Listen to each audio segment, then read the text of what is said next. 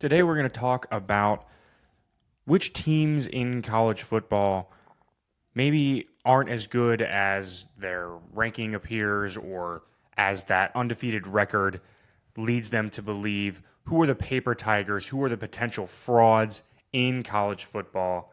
And we're going to start at USC. Now, I think the main question that you always have with a Lincoln Riley team, and has been the case with a lot of these USC teams, is how good is this defense going to be? I mean, they gave up 31 points to Michigan State, and I like Aiden Childs. I like what Michigan State is doing. 31 points is still a lot to give up to a team like that. So I don't trust that defense.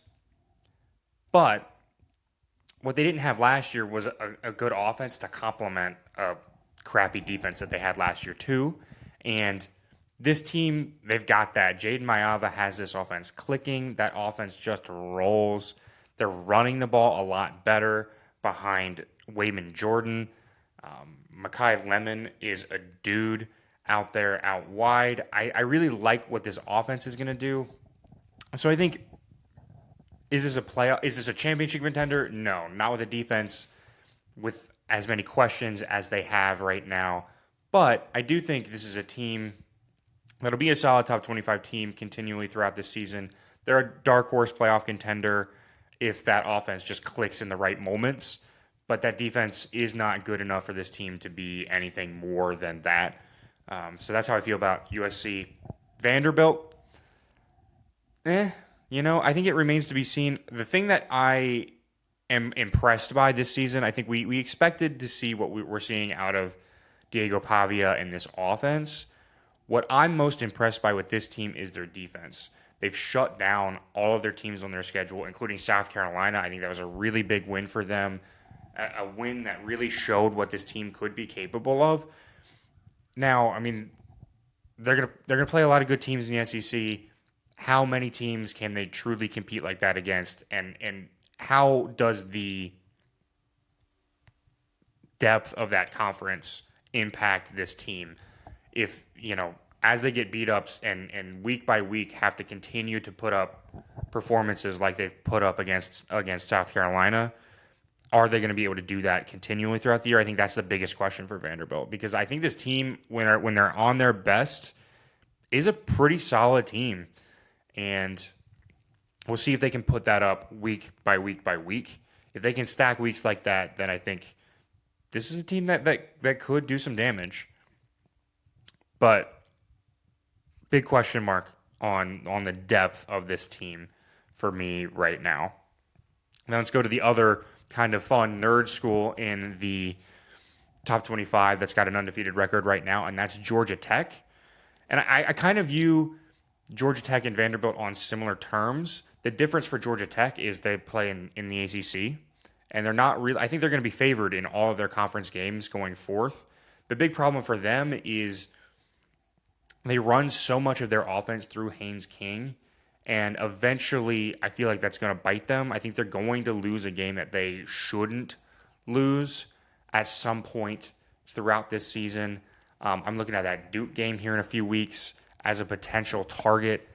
But I do think this is a solid team. I think this is a team that can compete for the ACC if some of those contenders in the ACC, looking at Miami, looking at Florida State, maybe aren't as good as expected. You saw what they were able to do to Clemson, a team who is not as good as expected.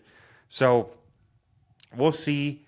I think this is a solid team, though. I like what Brent Key is doing in Atlanta right now, but dark horse playoff contender if and only if the actual contenders in the ACC are not good. Let's keep on moving.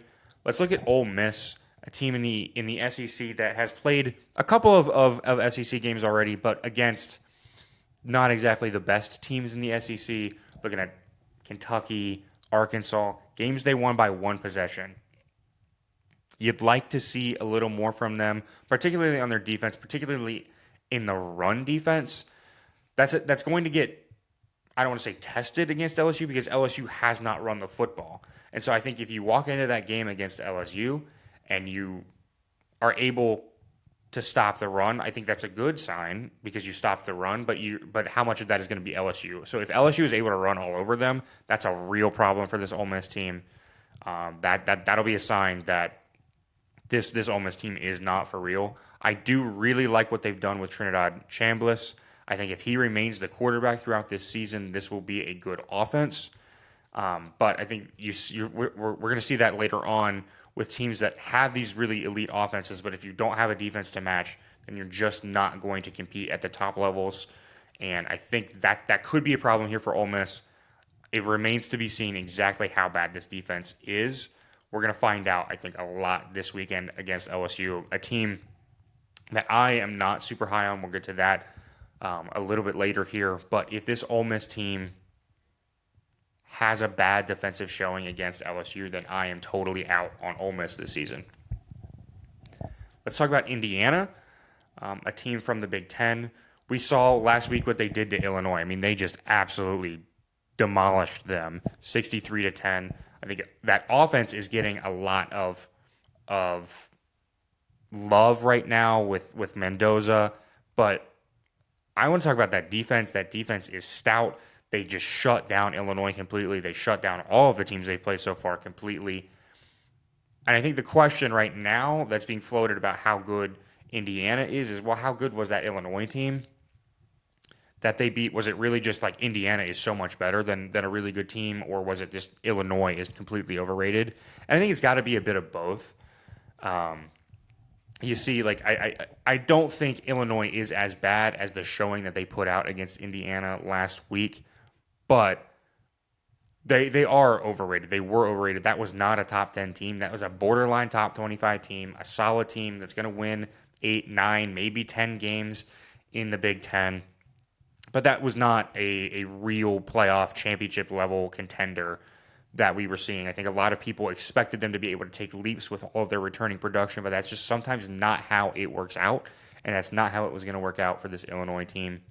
But that's still a solid team that they treated like an FCS school, and they just absolutely crushed them. That's a really good sign for this Indiana team. I think this Indiana team is for real.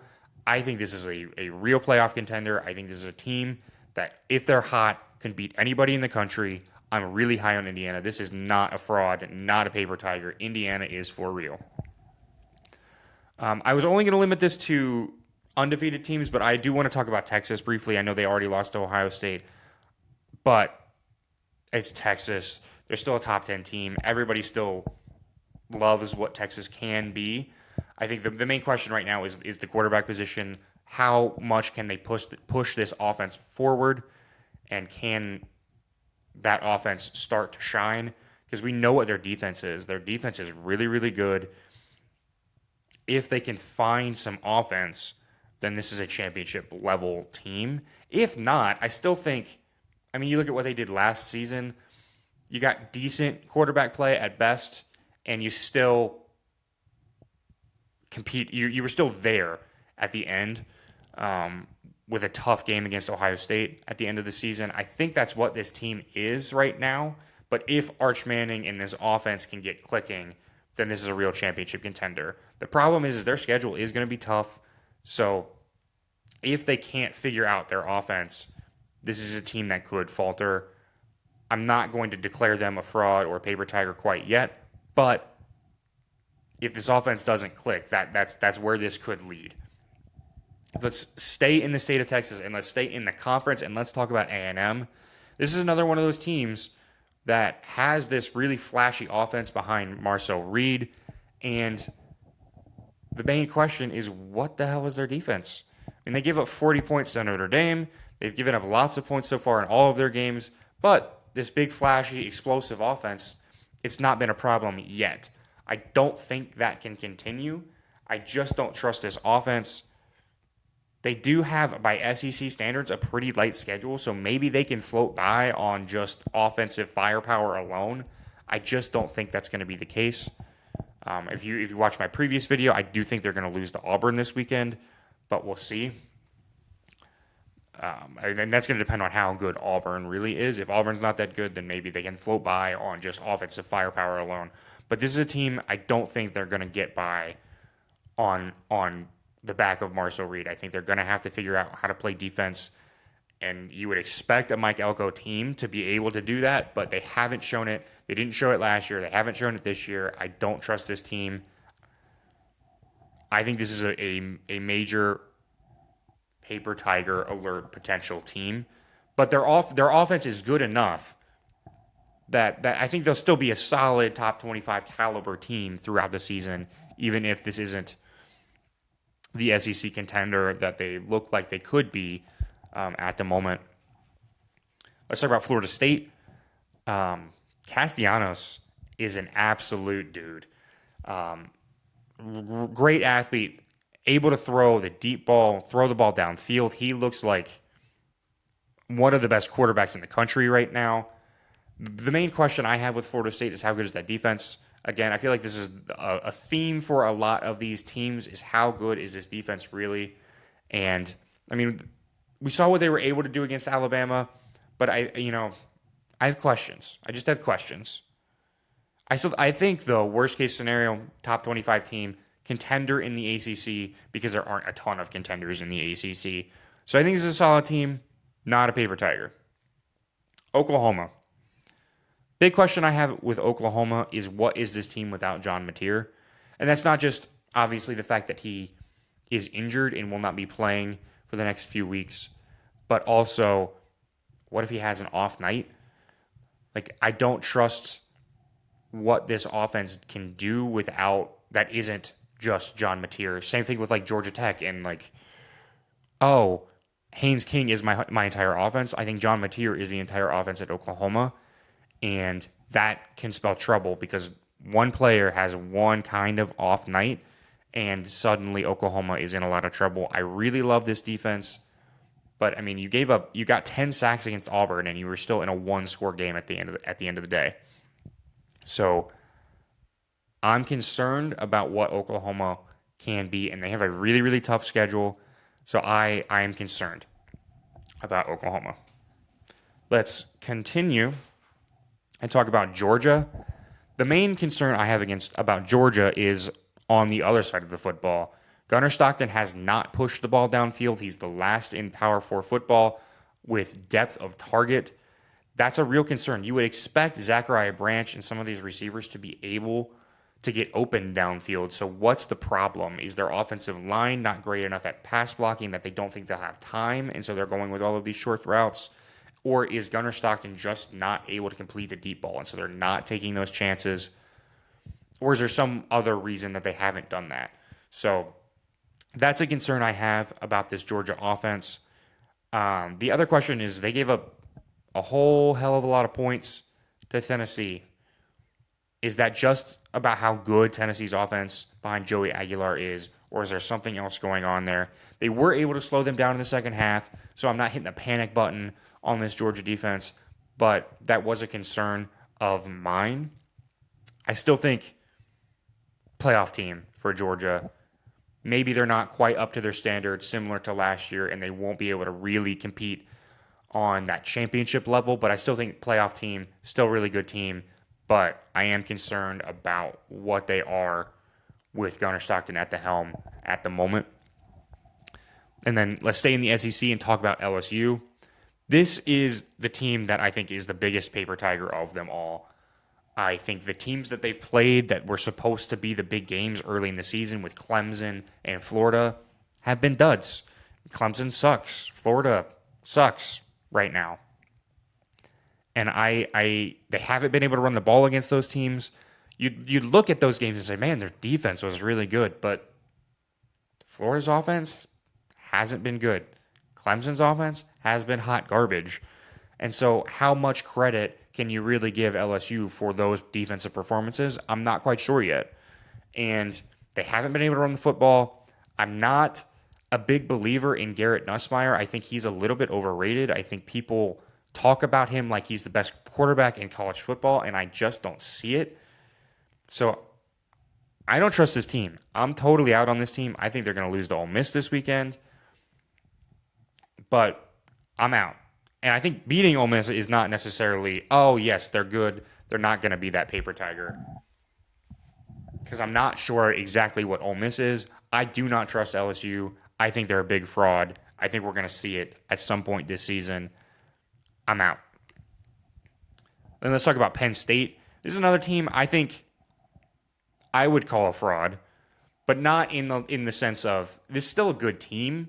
I just don't think this is a championship level team. I think this is still probably a playoff team, but just on the backs of their defense. I mean, we've seen what their defense has done consistently throughout the years. Jim Knowles is one of the best defensive coordinators in college football. I really like that Penn State defense. What I don't like, and I love the Penn State backfield. Katron Allen, Nick Singleton are fantastic players.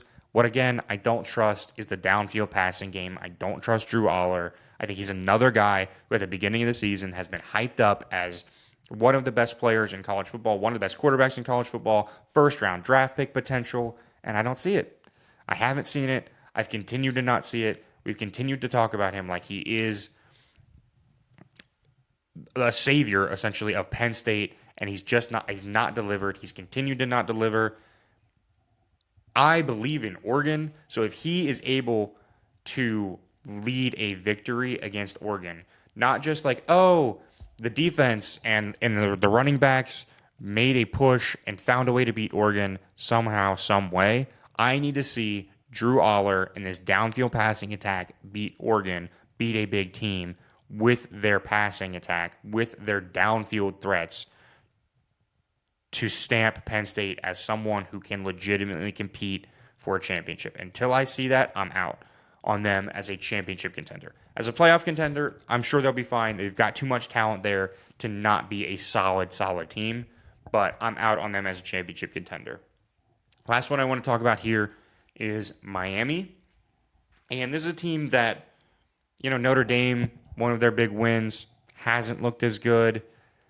Florida would be another potential big win, but Florida has been garbage. So I have hesitation about them as a championship contender, but I think this is a playoff team. Part of that, obviously, is the ACC. They're just not going to run into great teams there. They'll play Florida State. That's really their only main challenger. So I still think this is a playoff team. I think it's a really good team. I think it's not just a playoff team because they play in the ACC, but that obviously helps. But I think Malachi Toney is fantastic. I think their offensive line looks really good. Carson Beck has not looked rattled the way he did last season with Georgia. I have questions about whether they can compete at the highest levels, but I think this is a really, really good team. I think their defenses look solid. Their offense has really flashed at times behind Malachi Toney. I would like to see other receivers step up, but I'm really sold on Miami at the very least as a playoff contender. I think it's a team that could easily push for championship contender. I'm just not quite sold on that level yet, but I'm high on Miami. I do not think that's a fraud.